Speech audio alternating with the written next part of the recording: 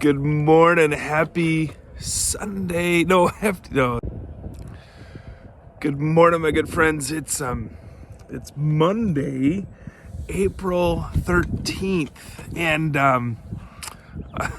I was thinking yesterday, because we did a couple of those Zoom calls or Facebook Messenger calls, where we did the calls, and one, it was crazy. We connected with our family, but my daughter Katie and my niece Megan, they did like all of the effects, or all of the they made their faces look better than what they did.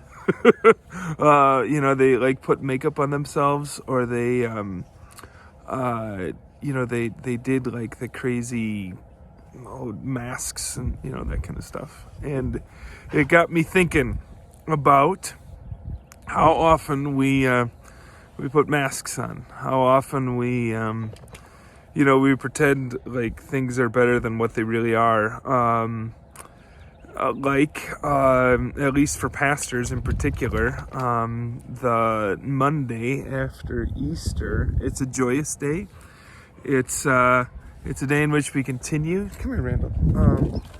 When we continue to celebrate the promise and the hope of resurrection, but so often we put on masks to kind of make us look a little bit better than what we really are.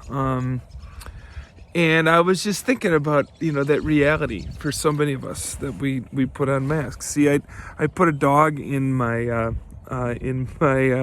my video this morning so that you'd watch it. When we do those video calls, sometimes we change the backgrounds so that so that the house doesn't look as messy as what it usually is.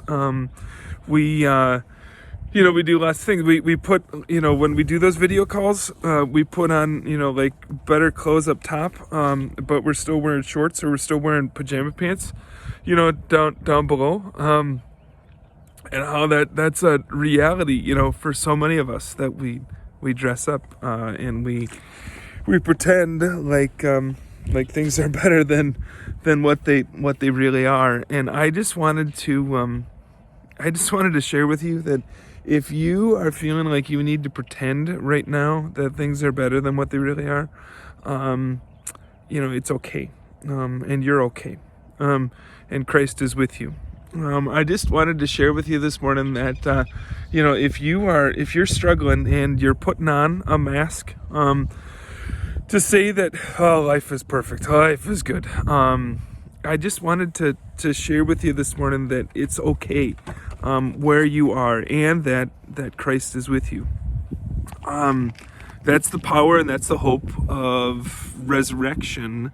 That's the power and that's the hope of Easter, that God meets us where we are. Remember, Mary and the other women, they go to the tomb. They go early in the morning to see Jesus, or to anoint his body, to do all the things that are supposed to be done, to give him, what we would say a proper burial, and Jesus meets them where they are. In the darkness of that Easter morning, Jesus meets them where they are, calls them by name. Remember that? Jesus calls Mary by name. And it's when Jesus calls Mary by name that she recognizes him.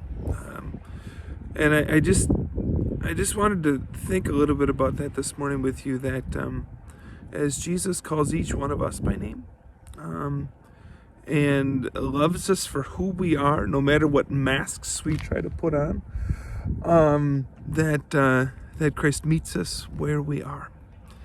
And this hope and this promise, that Easter's not just a one-day celebration. Easter it's a 50-day celebration. 50 days. All the way to Pentecost. I got to look up when Pentecost is this year.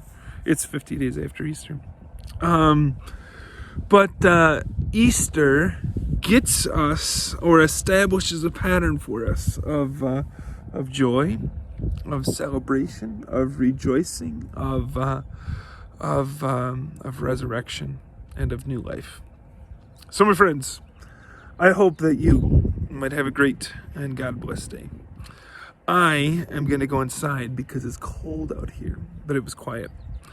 And I am going to go inside and get a cup of coffee, and I'm going to take a shower, and I'm going to get ready for the rest of the day. And I hope that you might have a great and God-blessed day wherever you are and however you are. Know that God meets you, that God calls you by name, and that God loves you, and that the promise and hope of resurrection, the promise and the hope of resurrection is for you and for me on this Easter Monday, and for all of the rest of the days. Amen. Thanks be to God. Have a great and God-blessed day, my friends.